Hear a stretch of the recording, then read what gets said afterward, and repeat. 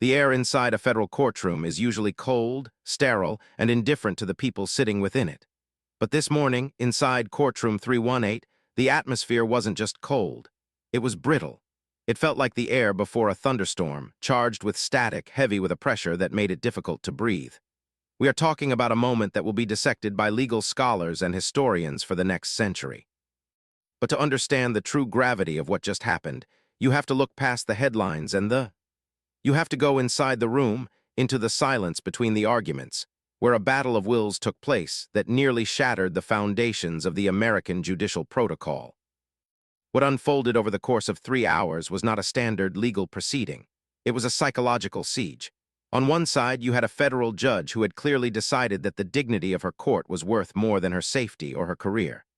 On the other, a man who has spent a lifetime bending reality to his will, suddenly finding himself in a room where his reality held no currency.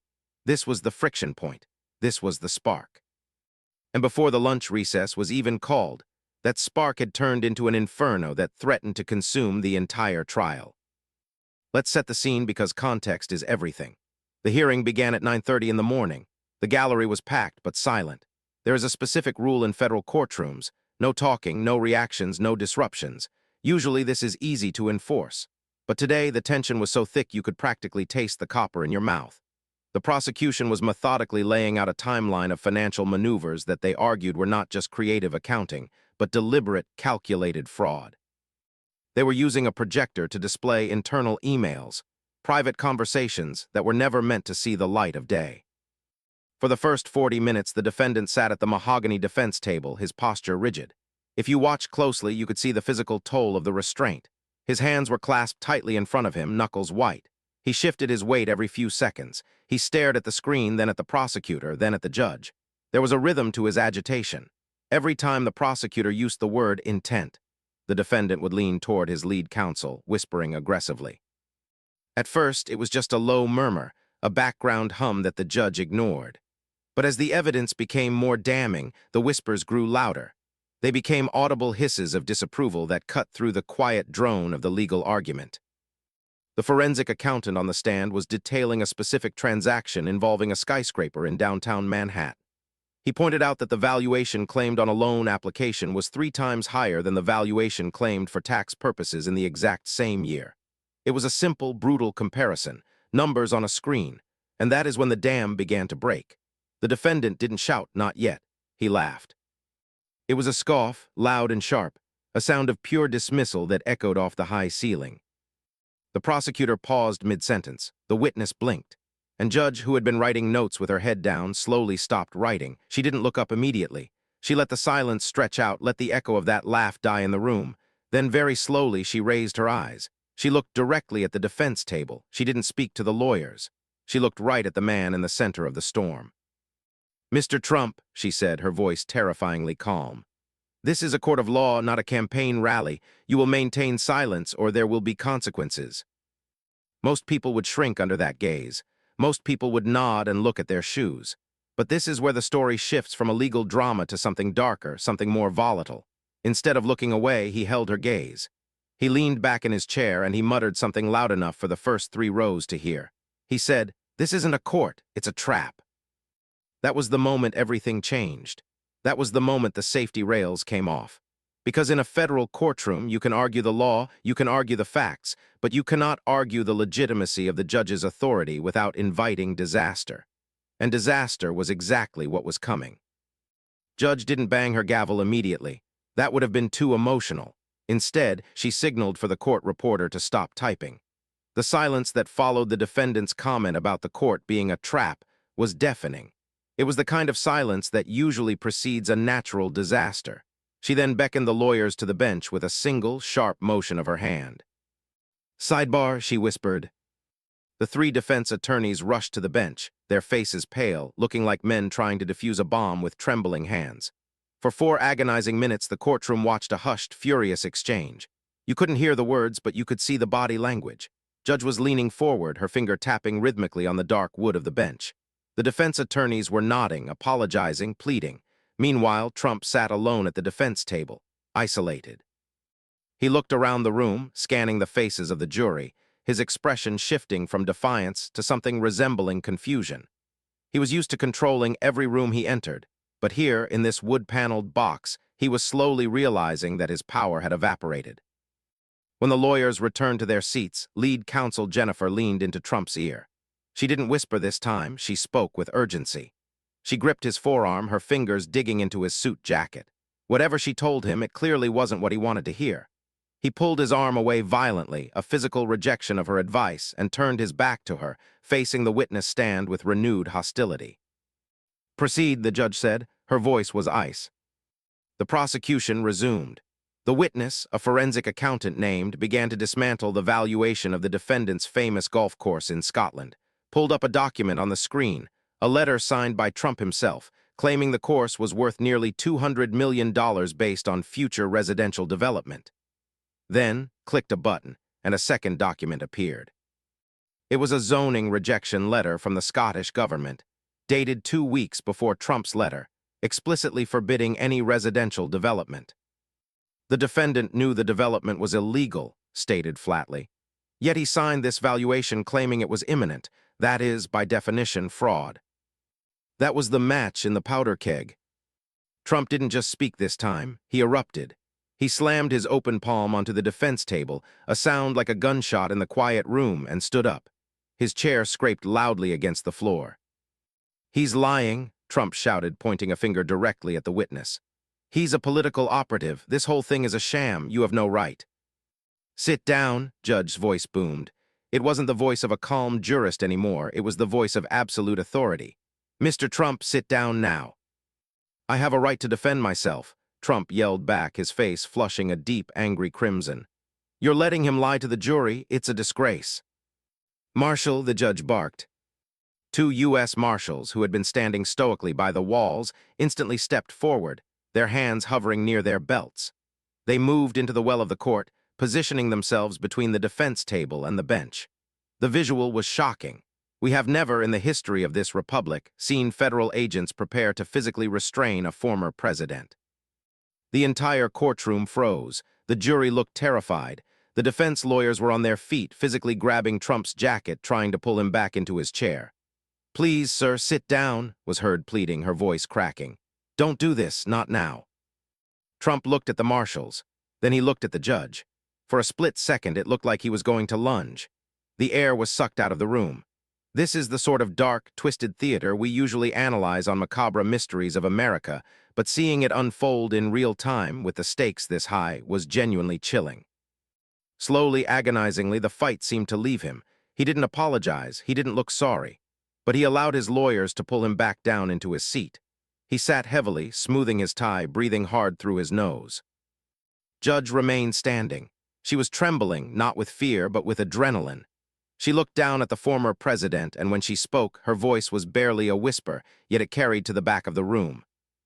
"Mr. Trump," she said, "look at me." He refused. He stared straight ahead. "I said, look at me." Slowly, he turned his head. "You are currently in contempt of this court," she said, enunciating every syllable. "I have the authority right now to revoke your bail and have you remanded to a federal detention facility. The only reason you are not in handcuffs at this moment is because I do not want to turn this trial into a circus. But make no mistake, my patience has ended." She leaned over the bench, her eyes locking onto his.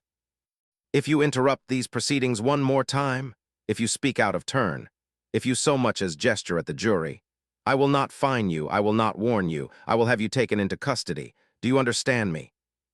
The court recessed for lunch immediately after that threat hung in the air. But recess is the wrong word. It was a tactical retreat. While the gallery emptied out into the hallway to gossip and tweet, the defendant didn't go to a restaurant. He was ushered by Secret Service agents into a secure holding room at the back of the courthouse. This wasn't a luxury suite. It was a windowless conference room with fluorescent lights that hummed like a dying insect. It was a stark reminder of the reality he was facing. A small, confined box controlled by the state. Inside that room, for 90 agonizing minutes, a desperate struggle took place. We know this because sources close to the legal team later described the scene as apocalyptic. His lawyers, Jennifer, and her partners were begging him. They weren't giving legal advice anymore. They were pleading for survival. They explained the mechanics of what would happen next. They told him that federal judges have absolute power in their domain. They told him that if he was taken into custody, the Secret Service couldn't stop it. They would have to accompany him to the cell, but they couldn't unlock the door. They laid out a script for him. It was simple. When court resumed, he needed to stand up, look the judge in the eye, and say 5 words. "I apologize, it won't happen again." That's it, just 5 words to buy his freedom. But for a man whose entire life has been built on the premise of never admitting defeat, those 5 words were harder to lift than the building they were arguing about. He reportedly sat at the head of the small table, arms crossed, shaking his head. He told them they were weak. He told them the judge was bluffing. He told them that putting a former president in jail would break the country, and she wouldn't dare do it. He was gambling his freedom on a game of chicken with a woman who had already proven she didn't blink. When the clock struck 2, the doors to courtroom 318 opened again. The air was different now. It was colder. The marshals had doubled their presence. There were now 4 of them standing along the walls, their eyes hidden behind dark glasses, watching every movement at the defense table. Judge took the bench. She didn't look at her notes. She looked at Trump. "Mr. Trump," she said, "before we continue with the witness, we need to address the outburst from this morning." The room went dead silent. You could hear the hum of the air conditioning. "I am going to give you one opportunity," she continued. "One opportunity to address this court regarding your behavior. This is your chance to show me that you can respect the rules of this institution. Do you have anything you wish to say?" Nudged him under the table. This was the moment. The script was ready. "I apologize. It won't happen again." Trump stood up. He adjusted his jacket. He looked at the judge. For a terrifying second, he looked reasonable. He looked calm. "Your Honor," he began, his voice low and controlled, "I want to say that I have a lot of respect for the legal system." Let out a breath she had been holding. He was doing it. He was following the script. But then he paused. A small, familiar smirk tugged at the corner of his mouth, and he pivoted. "But," he said, his voice rising, "I cannot respect a system that is rigged against me. I cannot apologize for telling the truth. The witness lied. The prosecutor is corrupt. And this court—" He pointed a finger at the bench, a gesture so shocking that a gasp ripped through the gallery. "This court is a tool of political persecution. So no, I will not apologize. I will not be silenced." The silence that followed wasn't just quiet. It was the silence of a vacuum. It was the sound of a bridge being burned, then dynamited, then salted so nothing could ever cross it again. Judge didn't yell. She didn't slam the gavel. She simply leaned back in her chair, a look of profound, almost tragic resignation on her face. She had offered him a lifeline, and he had used it to try and strangle the court. "Thank you, Mr. Trump," she said softly. "You have made your position perfectly clear." She turned to the clerk. "Enter a finding of criminal contempt against the defendant." She looked back at him. "Mr. Trump, I am fining you $50,000 payable by end of business today, but money clearly means nothing to you, so I am also issuing a conditional remand order." She paused to let the words sink in. "This order is signed and sits on my desk. It authorizes the U.S. Marshals to take you into immediate custody. I am staying execution of this order for exactly 1 hour. If you disrupt this trial again, even a whisper, even a gesture, that stay is lifted and you will not go home tonight. You will go to the Metropolitan Detention Center. Do not test me again." She didn't wait for his response. "Call the next witness." The rest of the afternoon was not a legal proceeding. It was a tightrope walk over a pit of vipers. For 2 hours, the courtroom existed in a state of suspended animation. The air was so thin, so brittle, that every time the defendant shifted in his leather chair, 3 heads turned to look at him. The marshals didn't move. They stood like statues against the back wall, their arms crossed, watching the back of his head. They were waiting for the signal. One word, one outburst. That was the distance between the former president and a jail cell. Trump sat in silence, but it wasn't a peaceful silence. It was a boiling, pressurized silence. You could see the muscles in his jaw working. You could see him starting to lean forward when the prosecutor made a point he hated, his mouth opening slightly to form a rebuttal. And then at the last possible millisecond, he would catch the eye of the marshal, or perhaps he would remember the judge's promise, and he would snap his mouth shut. He would sink back into his chair, physically swallowing his rage. It was in psychological torture. He was a man who had built an empire on noise, now forced to suffocate on his own silence. When Judge finally banged the gavel at 4:30 to end the session, the release of tension was physical. Shoulders dropped, breath hissed out of lungs. "Court is adjourned," she said. She didn't look at Trump as she gathered her robes and swept out of the room. She had drawn her line in the sand, and he had barely stayed on his side of it. But the drama didn't end at the courtroom doors. As Trump emerged onto the courthouse steps, into the blinding flashes of 1,000 cameras and the screaming cacophony of the press, the mask went back on. The scared, silent man in the courtroom vanished, and the politician returned. He walked to the microphones, surrounded by a phalanx of Secret Service agents who looked more stressed than they had ever been in the line of duty. He gripped the podium, and for a moment everyone wondered, would he do it? Would he violate the order right here on live television?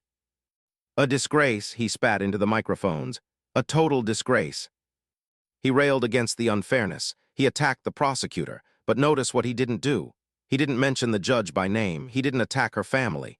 He danced right up to the edge of the cliff, looked down into the abyss, and then stepped back. The conditional remand order had worked. It had terrified him just enough to keep him free for one more night. But here is the terrifying reality we are left with tonight. This trial is months away from being over.